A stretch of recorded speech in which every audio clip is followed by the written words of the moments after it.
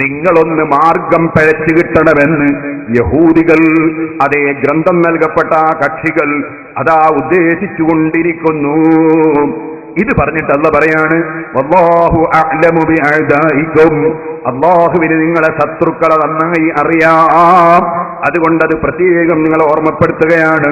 വകഫാ ബില്ലാഹി വലിയൻ വകഫാ ബില്ലാഹി നസീറാ.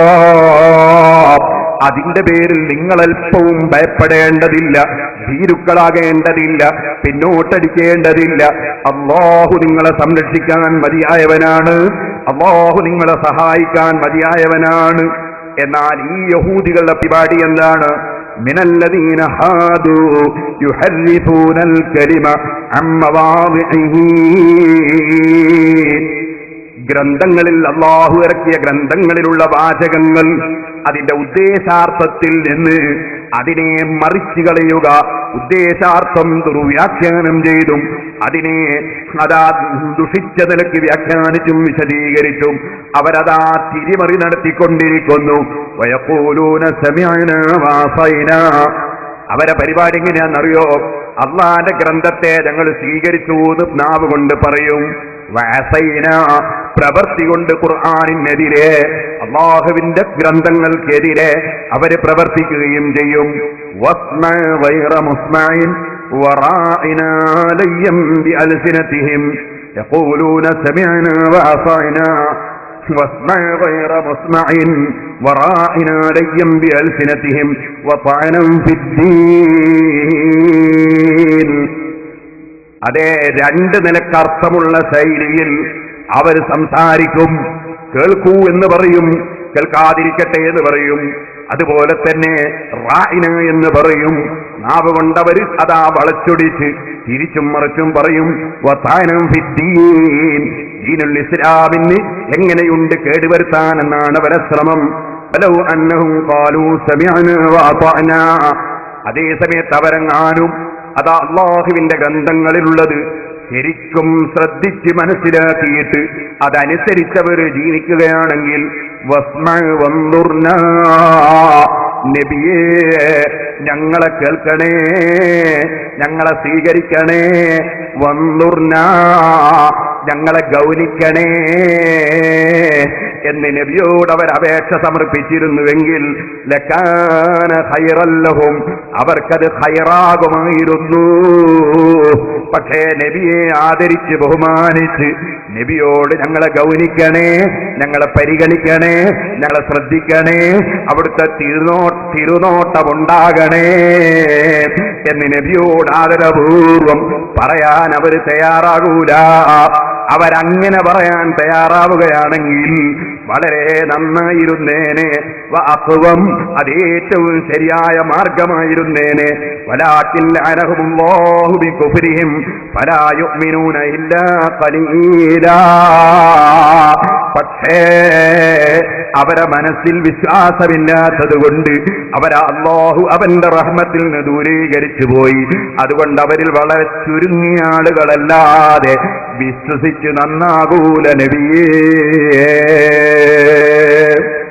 യഹൂദികളെ സംബന്ധിച്ച് പറഞ്ഞ ഈ വാചകം, സഹോദരന്മാരെ, യഹൂദികളെ ചാണിന് ചാണായി മുഴത്തിന് മുഴമായി പിന്തുടരുന്നൊരു കക്ഷികൾ ഖിയാമത്തിനോടനുബന്ധിച്ച് വരുമെന്ന് നബി സല്ലല്ലാഹു അലൈഹി വസല്ലം പറഞ്ഞിട്ടുണ്ട്.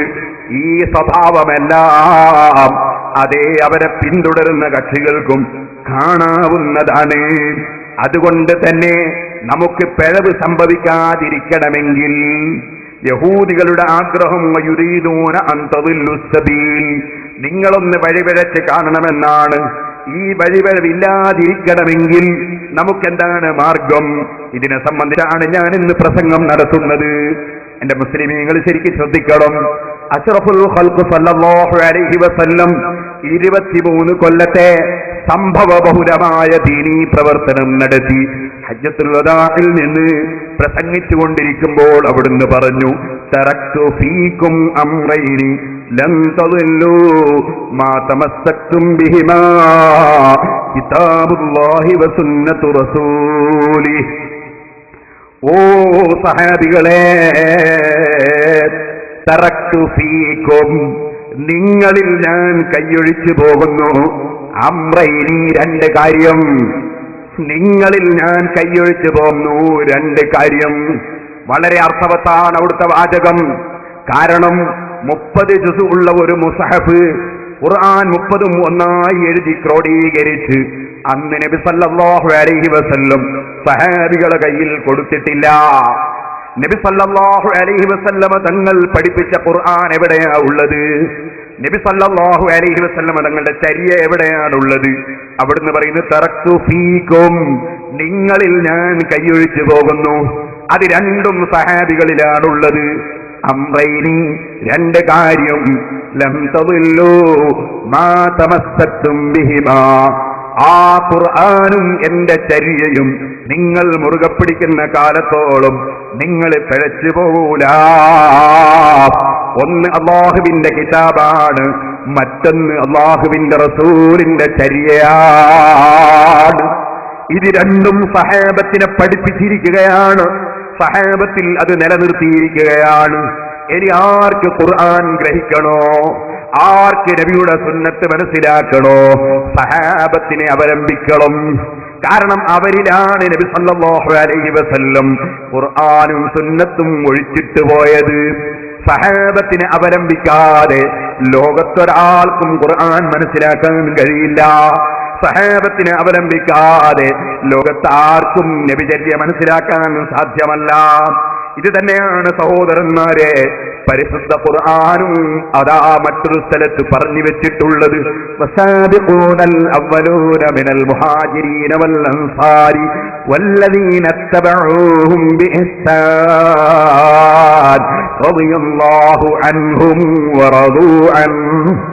അതെ, മക്കക്കാരും മദീന നിവാസികളുമായ മുഹാജിറുകളും അൻസാരികളുമായ സഹാബികൾ, വല്ലദീന തബഊഹും ബിഇഹ്സാൻ, ആ സഹാബത്തിനെ കുറ്റം പറയാതെ, അവരെ അവഗണിക്കാതെ, അവരെ തള്ളിപ്പറയാതെ നല്ല നിലയ്ക്ക് അവരെ പിന്തുടർന്ന് ജീവിച്ചവരും റളിയല്ലാഹു അൻഹും, അല്ലാഹു അവരെ തൃപ്തിപ്പെട്ടിരിക്കുന്നു. വറദൂ അൻഹു, അല്ലാഹു അവരെ അല്ലാഹുവിൽ നിന്ന് ലഭിക്കുന്ന പ്രതിഫലം കൊണ്ടും വാഗ്ദത്തം കൊണ്ടും അവരും തൃപ്തിപ്പെട്ടിരിക്കുന്നു നബിയേ. ഈ സഹാബത്തിനെ പിന്തുടരാതെ ഒരാൾക്കും ഖുർആൻ അംഗീകരിച്ച് ജീവിക്കുക സാധ്യമല്ല. സഹാബത്തിനെ പിന്തുടരാതെ നബിചര്യ സ്വീകരിച്ച് ജീവിക്കാൻ സാധ്യമല്ല. ഇനി എന്റെ നാട്ടുകാരായ നാദാപുരത്ത് സുന്നത്ത് ജമാഅത്തിന്റെ വിരുദ്ധ ചേരിയിൽ പെട്ടുപോയ സാധാരണക്കാരോട് വിനയത്തോടെ ഞാൻ ചോദിക്കട്ടെ, നിങ്ങളൊന്ന് നോക്കൂ, മഹാന്മാരായ സഹാബത്ത് തർക്കമില്ലാതെ ഇമാം ബുഖാരി റിപ്പോർട്ട് ചെയ്ത ഹദീസല്ലേ, ഫസബത്തൽ അംറു അലാ ദാലിക്, സ്ഥിരപ്പെട്ട് കഴിഞ്ഞു കാര്യം. എന്ത്? ജുമുഅ നിസ്കാരത്തിന് 2 ബാങ്ക് വിളിക്കൽ, അത് സഹാബത്തിനിടയിൽ സ്ഥിരപ്പെട്ട് കഴിഞ്ഞു. അത് ഉസ്മാൻ ഇബ്നു അഫ്ഫാൻ റളിയല്ലാഹു അൻഹു നടപ്പാക്കി. ചോദിക്കട്ടെ, നാദാപുരം വലിയ ജുമുഅത്ത് പള്ളിയിൽ ജുമുഅയുണ്ട്, അത് എത്രയോ കാലഘട്ടം മുന്നേ ഉണ്ട്. അവിടെ 2 ബാങ്ക് കൊടുത്തുകൊണ്ട് ജുമുഅ. പിന്നീട് പുത്തൻപള്ളിയിൽ ജുമുഅയിട്ടിട്ടുണ്ട്, അവിടെയും 2 ബാങ്ക് കൊടുത്തുകൊണ്ടുള്ള ജുമുഅ. ഇവിടെയും അതാ നമ്മുടെ ഈ പള്ളിയിൽ ജുമുഅയുണ്ട്, 2 ബാങ്ക് കൊടുത്തുകൊണ്ടുള്ള ജുമുഅ. ചോദിക്കട്ടെ, സഹാബത്തിനെ പിന്തുടരുന്നവർ ആരാണെന്ന് ഒറ്റവാക്കിൽ മനസ്സിലാക്കാൻ വേണ്ടി, ഏത് സാധാരണക്കാരനും മനസ്സിലാക്കാൻ വേണ്ടി ഞാൻ പറയുന്നു. ചോദിക്കട്ടെ, നമ്മുടെ മുജാഹിദിന്റെ പള്ളിയിൽ ജുമുഅക്ക് ബാങ്ക് എത്രയാണ്?